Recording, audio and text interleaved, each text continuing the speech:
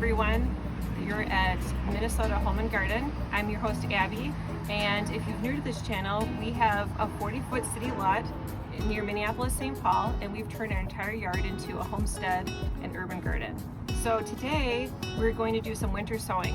Winter sowing is new to me, but I took a class this year because I wanted to try it for a very long time. And if you have, like me, have not had success growing flowers, both annual and perennial, by seed, this is a really good option for you to take care of.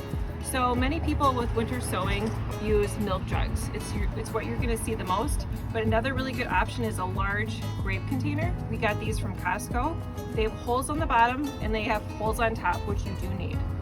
Next, you're going to want to use an easy seed starting mix. Let's get this filled up.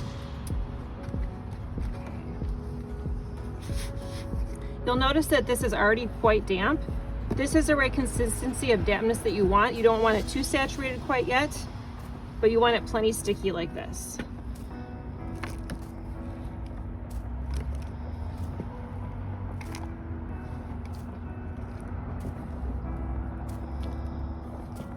Today we're using a Jiffy organic seed starting mix.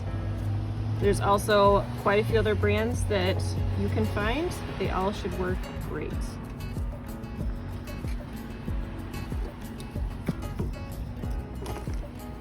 I like a variety of flowers, so today I'm going to do 2 flowers in each container.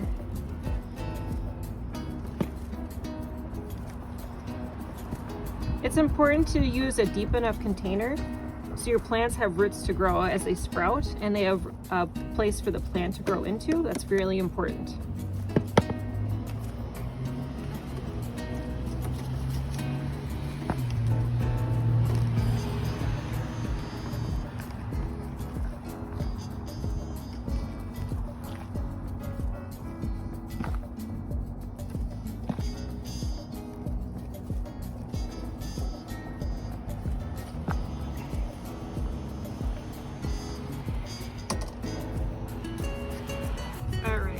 So we're just going to lightly press in the soil.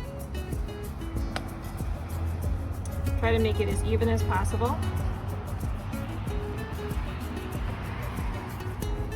I noticed I didn't go all the way to the top. I'm leaving space for the plants to rise.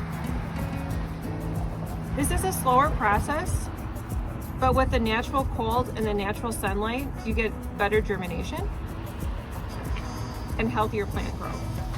Okay. I'm just going to use a chopstick today to poke little holes.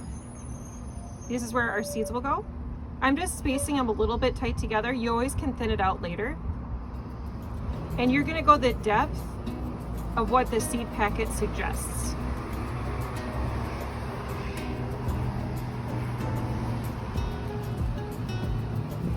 All right. This is from Baker Creek. Blue Disc African Daisy, isn't that beautiful? I'm really excited. This is a new one, never grown it before, but excited about it. I'm also doing a heirloom blazing star, beautiful and wonderful for the butterflies and bees.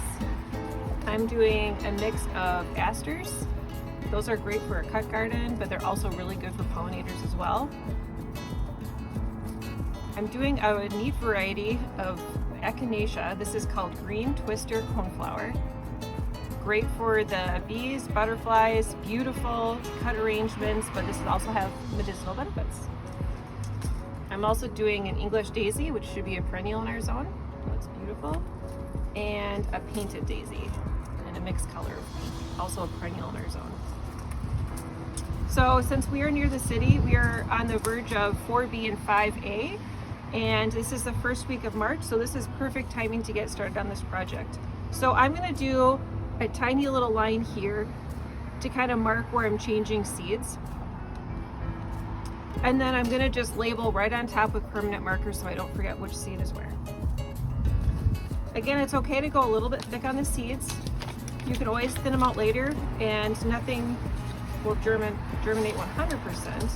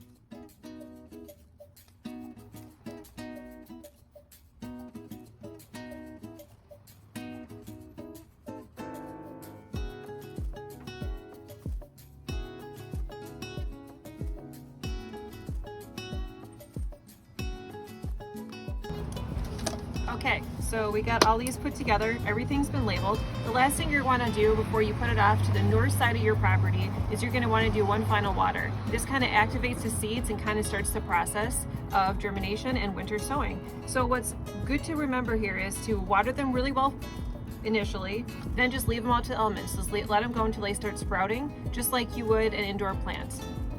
You're going to want to make sure you put them on the north side of your house, not the south side, because that could get too warm and they could too quickly germinate and then die off when it gets too cold at night. So the nice thing about this, it's kind of like a natural process of kind of working with your own natural weather patterns. And again, if you're in Minnesota, this is a perfect timing to do this. So it's the first week of March. So if you have some other flower ideas that you want to grow with winter sowing, comment below. But you can also do vegetables and many other plants if you're interested. So let's get these to the north side of the house and I'll keep you posted with updates. Okay, so we're at the north side of my property and we have our winter sowing containers in an easy area for us to access and monitor, but it's also, to get a little bit of weather, you have to make sure that rain and snow can access these. So as you notice, there's holes on all these and there's holes on the bottom. So stay tuned for progress. Thanks, guys.